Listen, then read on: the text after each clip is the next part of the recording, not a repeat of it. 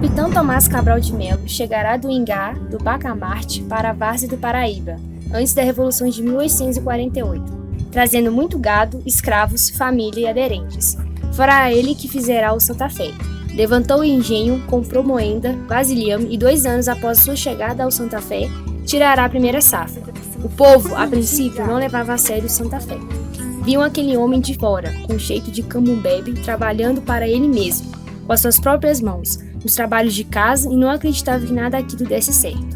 O capitão era homem seco, de poucas palavras, de cara fechada.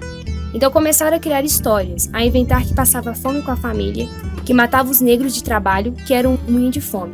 Nossa, que a família dele passa fome, que ele mata os negros, ele maltrata. Mentira! Ele mata a família de negro. Tomás conseguirá tirar do seu engenho o que ninguém podia imaginar. O Santa Fé, nas suas mãos, dava mais que outros engenhos de mais terras, de outros recursos. E o capitão Tomás criou fama de homem de capricho, de palavra, de trabalho duro. Falava-se do seu gênio econômico.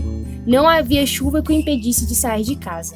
Não havia sol quente que lhe metesse medo. E foi assim que teve dinheiro para poder educar seus filhos.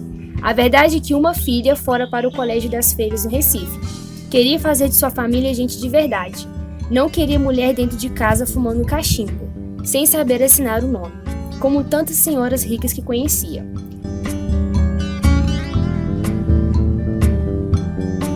O Santa Fé, com o capitão Tomás Cabral de Melo, chegou à sua maior grandeza.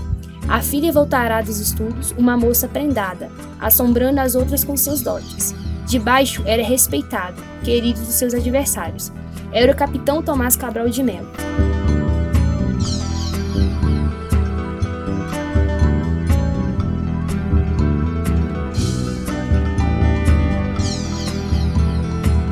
Senhor do engenho de Santa Fé, chefe do Partido Liberal, pai de filha educada em Recife. O capitão, na tarde de domingo, quando não tinha o que fazer, deitava-se no marquesão da sala de visitas e chamava a filha. Amélia, vem tocar uma coisinha.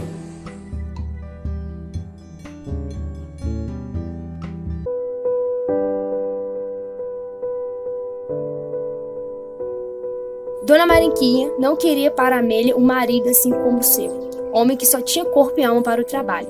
Homem devia ser mais alguma coisa para melhor do que era Tomás.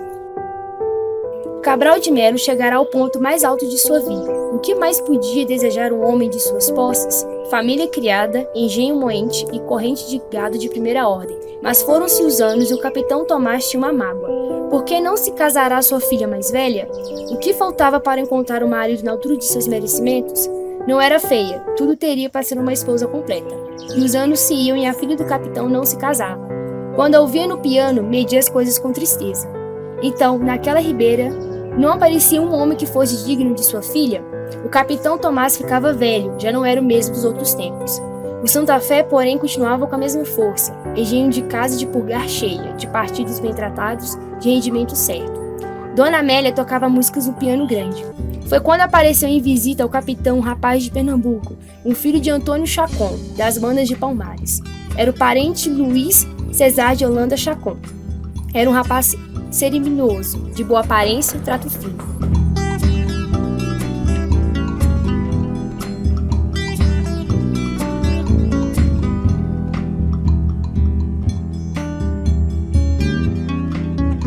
Chamou-o logo de Lula e quis fosse tratado em sua casa como um filho.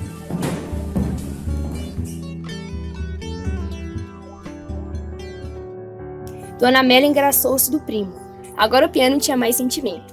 As varssovianas soluçavam, os dedos da moça eram mais leves. Por este tempo, receberá uma carta de Recife, de seu correspondente, dando-lhe uma notícia que encheu a família de tristeza. A filha Olívia, moça de 17 anos, adoecerá com gravidade. Amélia, nossa filha está doente, muito doente, vai ter que ir lá ver ela.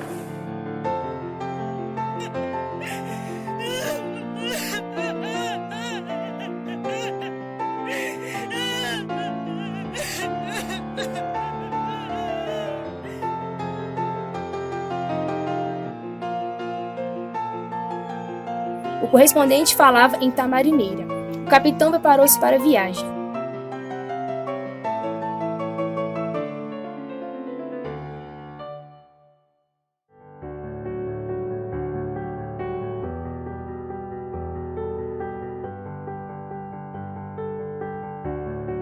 e foi quando o coração partido que encontrou a filha completamente perdida. O médico falou-lhe em cura muito difícil. Quis trazê-la para casa, mas aconselharam para que a deixasse algum tempo mais em tratamento.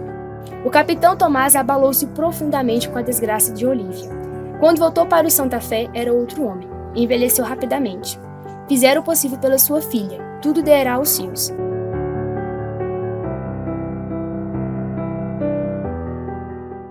Foi quando se deu a escápula do negro do engenho.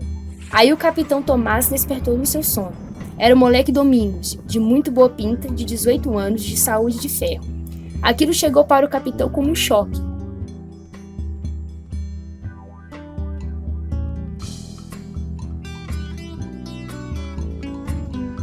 E cheio de coragem e de ânimo, o capitão Tomás voltou-se para a caçada à sua peça.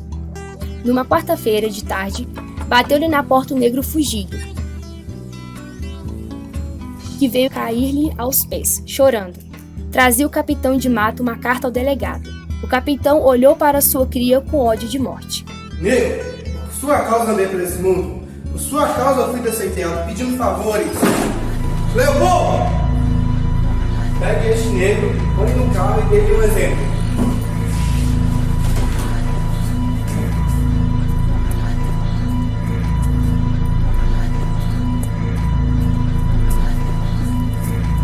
Com pouco ouviu-se no Santa Fé os gritos lacinantes do moleque Domingos. O capitão estava estirado com os olhos fechados. No outro dia, o moleque que fora ao Pilar lhe trouxerá uma carta do Recife.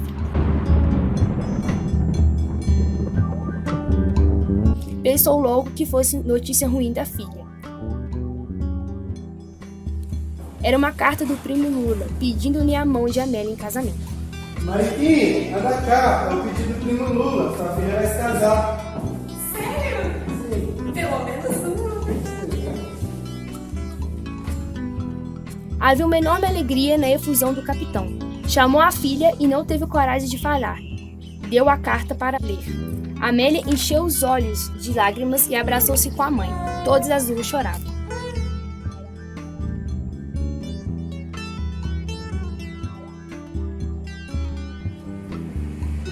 Não toma tenência na vida. Chegou aqui há 6 meses. Parece que chegou ontem. Menina se ajeitando, é rapaz acanhado. O capitão mais desejava era um marido para a filha, que tivesse fôlego para o trabalho, que se entregasse com todo o corpo ao engenho. Mas o genro só queria viver de sala, naquela lordeza, falando de política, de gente de um mundo que não lhe interessava. A mulher viera lhe falar com muito cuidado da gravidez da filha.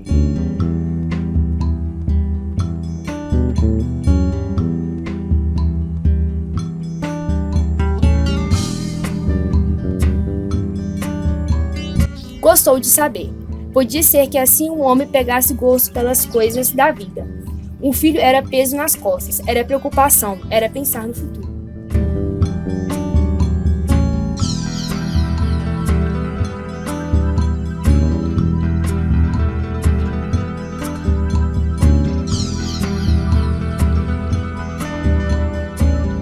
Viera a filha e o engenho continuou o mesmo. Era da natureza.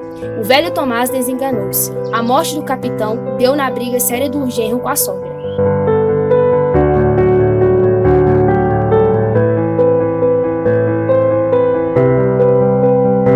Seu Lula fez exigências. Toda a várzea ficou com a viúva. Seu Lula terminou cedendo. O Santa Fé continuou no governo da sogra. O tempo passou. Adoecerá a pobre dona Mariquinha. 2 dias depois, com o médico na cabeceira, morria a senhora do engenho de Santa Fé. Naqueles dias, os gritos de Olívia eram de cortar o coração. As negras choravam como por morte de uma mãe muito querida. Todo Santa Fé entristeceu com a morte da senhora. E foram-se assim os anos. Seu Lula agora era o capitão Lula de Holanda.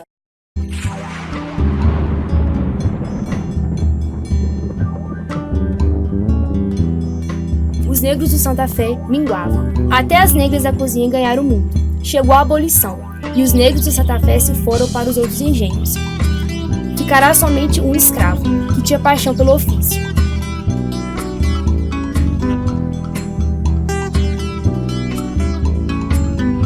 Neném era a cara do pai, dela não tinha coisa nenhuma. Achava linda a sua filha.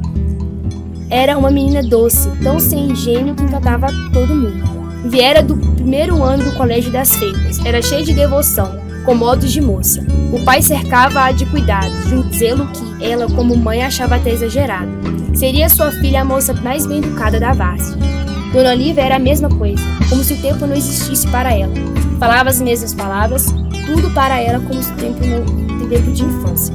Chamava pela negra que não existia, e falava e falava. Para ela vivia ainda a velha Mariquinha, o capitão Tomás. Seu Lula já estava velho. Dona Amélia era aquela criatura sumida, mas sempre com seu ar de dona. Neném, uma moça que não descasava. Dona Olívia falando as mesmas coisas. Esta era a casa grande do Santa Fé. Gente, mãe! Alice! Mãe! Gente, mãe! Minha princesa, quanta beleza coube. Senão o som vai sair mais. Quanta tristeza coube a mim. Na profundeza.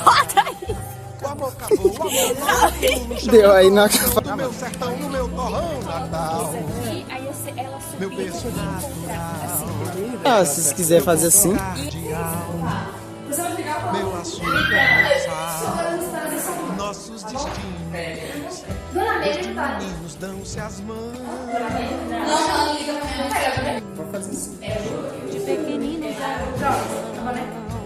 Não, você não faça essa cara nessa passagem. Normal, ó. Assim, ó. Presta atenção. Isso. Aí você Para este lugar. Aqui vamos ficar. Amar, viver, lutar. Tá ótimo. Até tudo acabar. Coube a ti, minha princesa. Quanta tristeza coube a mim. Na profundeza, o amor cavou, o amor coube no chão, no coração, no meu sertão, no meu torrão. Você tem que falar assim, papai. Volta. Volta. Fala assim, papai. Meu ponto cardeal. Amém. Meu açúcar, meu sal. Nossos destinos. Lula não toma tenência na vida. Chegou aqui há 6 meses. Parece que chegou ontem. De pequeninos eram irmãos. E os desatinos. Também tivemos que vivemos bem juntinhos. E os caminhos Tá nos bom. trouxeram para este lugar. Aqui vamos ficar. Parou. Amar, viver, lutar. Pode. Até tudo acabar. Ele brigou antes. Ele brigou antes, morreu depois. Aqui vamos ficar. Amar, viver, lutar. Até tudo acabar.